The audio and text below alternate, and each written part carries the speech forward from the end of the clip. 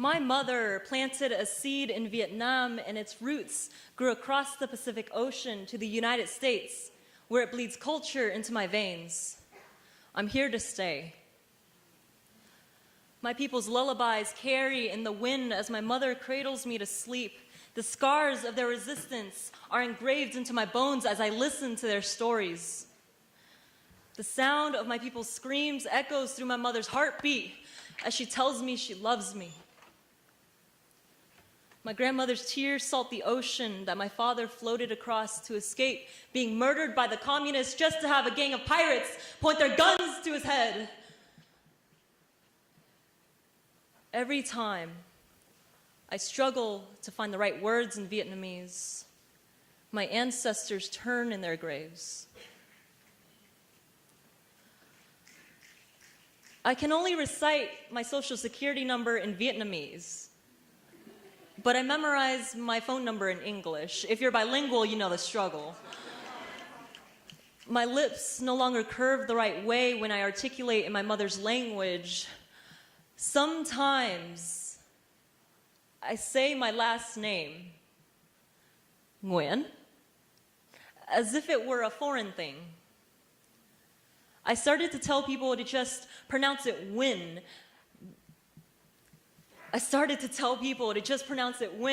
Because I got tired of trying to correct their pronunciation, because the Western speech patterns cannot handle the intricate details of my language, because at least, even if they got it wrong, it would still be win. I'd still be a winner. But it belongs there.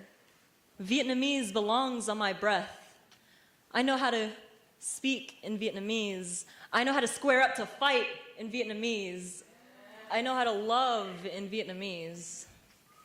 See, our language is a nectar of the gods. Why else would it feel so comfortable on our tongues?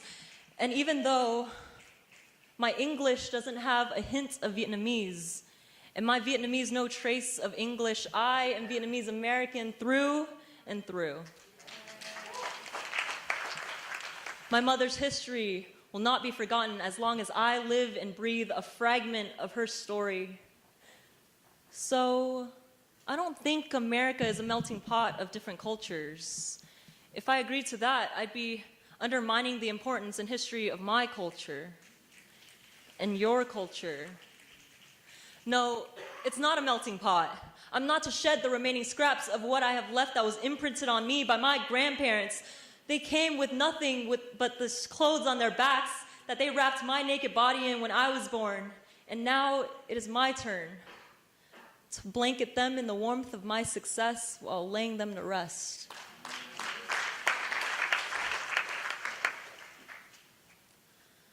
I will continue to celebrate the resilience of my people. I will continue to call our capital Saigon. I will continue to wave the flag of 3 stripes that my people became martyrs to defend. My presence on American land is enough to remind the world of the history of my people.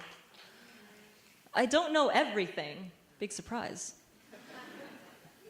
But just because some branches are dry doesn't mean I can't keep watering the soil. The tree that I am and will become breathes our narratives into the ears of those who will pass by. And this time, my voice is as loud as they come. Distance cannot break the connection I have with my history. The new anthems cannot drown out my resistance. This time, I need you to open your ears and listen.